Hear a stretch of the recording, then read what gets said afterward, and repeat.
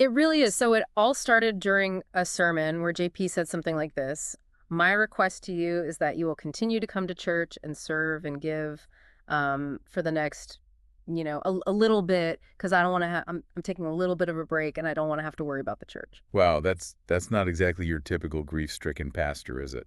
Not at all. And that's what makes this whole thing so unsettling. The police initially ruled Micah's death a suicide, Oh. but her family suspects foul play, and they believe JP's alleged abusive behavior drove her to this point. So we're talking potential coercion, maybe even something more sinister. We're diving into police records, personal accounts from family and friends, court documents, even that sermon to try and understand what really happened. Sounds like we have our work cut out for us. We do. So let's start at the beginning. Micah and JP's relationship. They met at Solid Rock Church, where JP was the pastor, Okay, so he's a figure of authority. and Micah was just a teenager. Attending youth group, I'm guessing. You got it. So right off the bat, you've got a power dynamic at play here. An adult pastor, teenage girl. Mm-hmm. That's, well, it's a situation ripe for potential abuse. It really is, and things get even more complicated when you consider Micah's multiple attempts to break free from this relationship. Like what? Well, she filed for divorce, actually. Really? Yeah, back in October 2023, claiming he was repeatedly unfaithful and treated her terribly. So she was trying to get out. She was, and there's even a court document where Micah describes how JP threatened to lock her out of their home and reveal personal issues to the church if she tried to leave. Oh, wow. Classic isolation tactics and using her faith, her community against her. And this isn't just about a messy divorce. Remember those allegations from some church members that he'd had sex with young girls from the church? Some even claim they were under 16. Oh my gosh, that's I insane. know. Awful, right?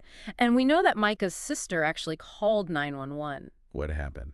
Well, she reported JP's threatening behavior, telling the operator he has 6 guns that he'd just purchased recently, and he's saying, "I'm armed and ready, I'm coming to get her." He was apparently texting Micah's sister, saying he was waiting outside for Micah to come home. Yikes, the fear in her sister's voice on that 911 call, it's palpable. Absolutely. This wasn't just a typical argument between a couple. No, this was escalating. Okay, so we're seeing this disturbing pattern of control, but there's another layer to this story. Micah's mental health. But I was wondering about that, with the suicide ruling and all. It's documented that she struggled with mental illness and was taking lithium. It's important to acknowledge that, right? But we also have to be careful about how it's framed. I mean, JP claimed that Mica stopped taking her medication entirely and was experiencing psychotic breaks, leading him to have her hospitalized. And Micah's family says, They say she had simply reduced her dosage. under her doctor's orders, right? That's what they say, exactly. It's a very different story, wouldn't you say? Totally different. And here's where it gets even more interesting. Micah herself posted a video on Facebook About abuse. about abuse. She questioned how God feels about husbands who potentially drug their wives. Whoa, she was speaking out publicly. She was. So let's talk about the alleged abuse. I mean, what are we talking about here? Well, Micah described it as emotional, sexual, spiritual, financial, even physical. I mean, so we're talking about a systematic pattern here designed to erode her sense of self, keep her trapped. And it's important to remember that Micah documented all of this abuse in an affidavit. When? She sent it to her attorney just 9 days before her death. 9 days. That's chilling. And remember the slashed tires we talked about earlier? Yeah, her sister mentioned those in the 911 call. Right. Well, on top of that, a tracking device was found on Micah's car, and there's an accusation she stole church funds. Was this JP retaliating? Possibly. The timing is incredibly suspect. So, with all of this in mind, let's talk about the events leading up to Micah's death.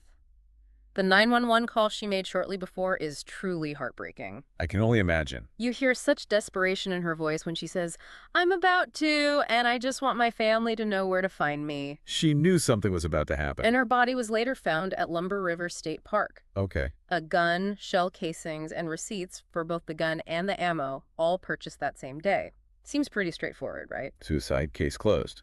But Micah's family doesn't buy it. what makes it suspicious? Well, they point to some concerning details like the bruises, possible defensive wounds, multiple shell casings, and the fact that no gunshot residue tests were ever conducted. Those are some serious concerns. They are. And then there's JP's behavior after Micah's death. Okay, fill me in. That strange, almost staged sermon announcing her passing, his eulogy at her funeral. Yeah. Eventually, his release from his pastoral I duties. mean, it's just so erratic. His eulogy is particularly disturbing. He swings back and forth between praising Micah's qualities and then revealing his disdain for them. Like what? Like, he'll talk about her love for travel, writing poetry, even getting tattoos, but then imply that he found these things frivolous and unnecessary. Wow, trying to control her image, even in death. It gets even weirder. He actually claimed that he tried to resurrect Micah from the dead after visiting her body at the morgue. Seriously. Seriously. I mean, his behavior during the funeral, coupled with that resurrection claim, it really raises questions about his stability, his grip on reality. Absolutely. And adding to this unsettling picture, Micah's friends and family have been posting on Facebook alleging years of abuse from JP, Outrage. not just towards Micah, but others as well. So potentially a much wider pattern of abuse. Exactly. And to make things even more complex, the FBI is now involved. The FBI. Wow, this just keeps getting better. Gee, isn't it?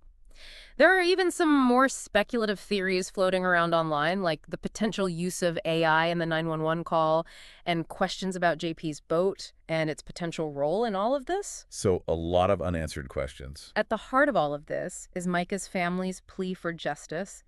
They believe that even if JP didn't physically pull the trigger, his actions could be considered involuntary manslaughter.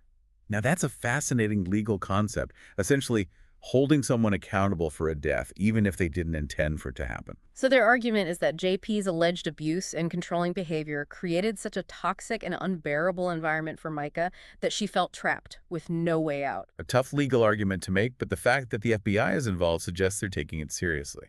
There are so many layers to this story. We need to explore those deeper allegations against JP, including claims of an affair with Mica while she was underage and accusations from his exes. All right, let's do it. But first, we need to take a quick break. It really does feel like with every piece of information, the puzzle gets more and more complicated. Like peeling back layers of an onion, right? Mhm. And each one is more disturbing than the last.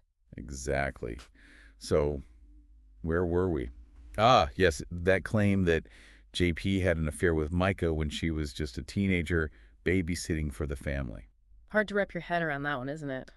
If true, it adds a whole new layer to the power dynamics we were discussing earlier. I mean, it suggests a pattern of grooming behavior, you know? And remember, this alleged affair supposedly took place while JP was still married to his previous wife. Oh, right.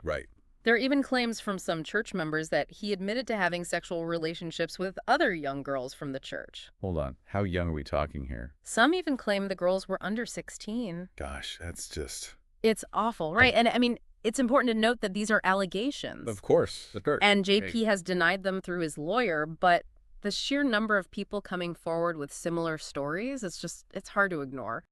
Definitely a red flag. And then there's that Facebook post from one of JP's exes. The one who claims she was involved with him when she was just 14? That's the one. He would have been 19 at the time.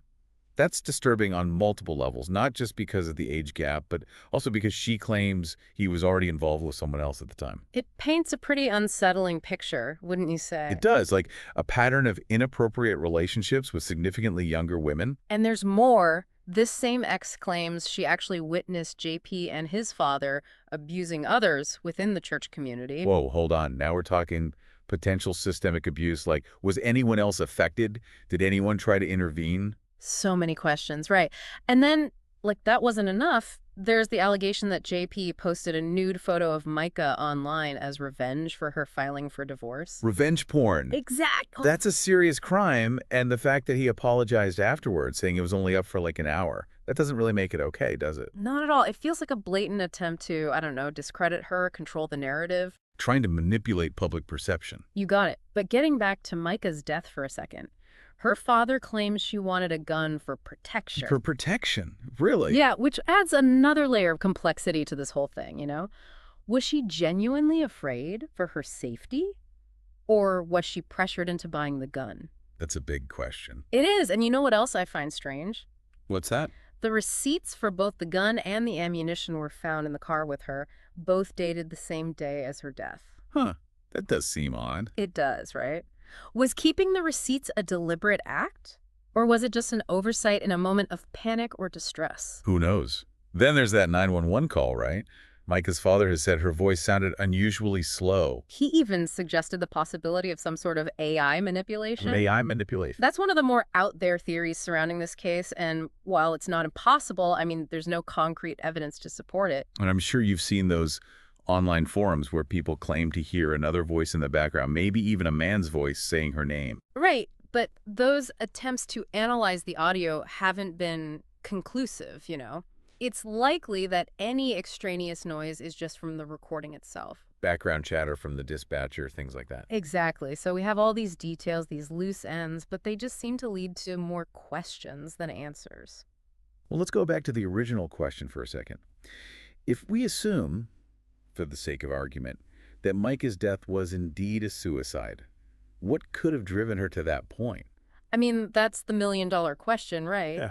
And it's important to remember that suicide is incredibly complex, rarely caused by a single factor. Right, but if you look at all the pieces, the alleged abuse, the control, the potential financial manipulation, it creates a picture of someone who might have felt completely and utterly trapped. Like she had no other option. Exactly, and that's what Mica's family believes, that even if JP didn't directly cause her death, he's still responsible for creating the circumstances that led to it. Involuntary manslaughter, right. Right, holding someone accountable for a death even if they didn't intend for it to happen.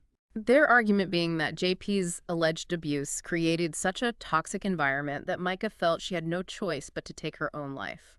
It's a complex legal argument to make, that's for sure. It is. But, like we said before, the FBI's involvement suggests they're at least considering the possibility. They're looking into it. And this case is far from over. It's still very much ongoing. New information seems to pop up every day. It does, so who knows what might happen. There could be some major developments down the road. We'll have to wait and see, but there are still a few key things we haven't touched on yet. Like? Well, what about that sermon JP gave right after Mica's death? And then there's that whole mystery surrounding his boat. You're right. Those are two big pieces of the puzzle. Let's take a closer look at both of them. Starting with that sermon, I mean, the way he demanded everyone stay silent, it felt so controlling. It did, didn't it? Like he was trying to dictate how people grieved. And the way he brought up Mica's mental health struggles almost immediately, it felt almost calculated, like a preemptive defense against accusations. Like he was trying to shape the narrative before anyone else could. And speaking of trying to control the narrative, his eulogy at the funeral was, well, let's just say it was odd. It was, wasn't it? I mean, he kept going back and forth between praising Mica and then subtly criticizing her, like mentioning her love for travel and writing poetry, but then implying he thought those things were silly or a waste of time. Like he wanted to have the last word. Even in death. But let's move on to something even stranger, shall we? You mean the boat? The boat, the one that's supposedly at his lawyer's house. Which just happens to be pretty close to where Mica's body was found. It's like something out of a movie, isn't it? Could the boat have played a role in Mica's death? Maybe used to transport her body or to stage a suicide? It's hard to say for sure. We have to be careful not to jump to conclusions, but it's definitely something that needs to be looked into. The proximity to the scene, combined with everything else we've learned about JP, it's definitely concerning. It is. And you know, at the end of the day, the investigation is ongoing, and the FBI's involvement is a really good sign. It means they're taking these allegations seriously and exploring all options. Even if they can't directly link JP to Mica's death, the evidence of abuse and control, it's all there. It is, and hopefully justice will be served, whatever that may look like, in this incredibly complicated situation. This case has been a real eye-opener, hasn't it? It just goes to show that things aren't always as they seem. Beneath the surface, there can be so much darkness. It's a reminder to be vigilant, to pay attention, to question what we see, and to speak up when something feels wrong. Absolutely. And for me, the biggest takeaway here is the need for ongoing scrutiny and accountability. This case isn't closed, not by a long shot, and the search for truth and justice for Mica, that needs to continue. We'll be following any new developments closely for sure, and we hope this deep dive has provided some insight for our listeners. Remember, knowledge is power, and understanding these kinds of cases, it can help us create a safer and more just world for everyone. Couldn't have said it better myself. After going through all of this, there are just a couple things that don't sit right with me. Yeah, like what? That sermon, the one JP gave right after Mica's death. The one where he starts off by demanding the congregation stay silent. Yeah, exactly. Oh. I mean, it felt so calculated, like he was trying to control the narrative around her death right from the start. And how he immediately brought up Micah's mental health struggles. Almost like a preemptive defense, don't you think? Like he was trying to get ahead of any potential accusations. Definitely felt that way. And then there's that eulogy at her funeral. So strange. He was praising her one minute and then undermining her the next, like with the travel and the poetry. Tattoos? Yeah, he talked about how much she loved those things, but then imply that he found them frivolous, unnecessary. Like he needed to have the last word. Even in death. But you know what else is strange? What's that? The boat. Oh, right. The boat. The one that's supposedly at his lawyer's house. Which, conveniently, is pretty close to where Mica's body was found. It's like something out of a true crime novel. Could the boat have been involved somehow? Maybe used to transport her body or to stage a suicide? I mean, anything's possible, but we have to be careful about speculating too much. Of course, but it's definitely something that needs a closer look, wouldn't you say? I would. I mean, the proximity to the scene, combined with everything else we know about JP, it's just too big of a coincidence to ignore. So where do we go from here? What happens next? Well, the investigation's still ongoing, and the fact that the FBI is involved is a good sign. It means they're taking these allegations seriously and looking into every possible angle. Even if they can't directly connect JP to Micah's death, the evidence of abuse, the control, it's all there. It is, and I really hope, for the sake of Mica and her family, that justice is served. Whatever that might look like in this situation. It's a complicated case, that's for sure. It is. This whole thing has been a real eye-opener. It just goes to show you that things aren't always what they seem. Sometimes what looks perfect on the surface hides a much darker reality underneath. It's a reminder for all of us to be vigilant, to question what we see, and to speak up if something feels wrong. To support those who are hurting, those who are trapped. This deep dive, we've uncovered a lot of disturbing information, but hopefully it also encourages people to be more aware, to be more compassionate. To stand up for what's right, even when it's hard. That's what it's all about. So to our listeners, we hope this has been informative and eye-opening, and remember, knowledge is power. Understanding these complex cases, it can help us make the world a safer, more just place for everyone. And maybe, just maybe, prevent another tragedy like Mica's from happening again.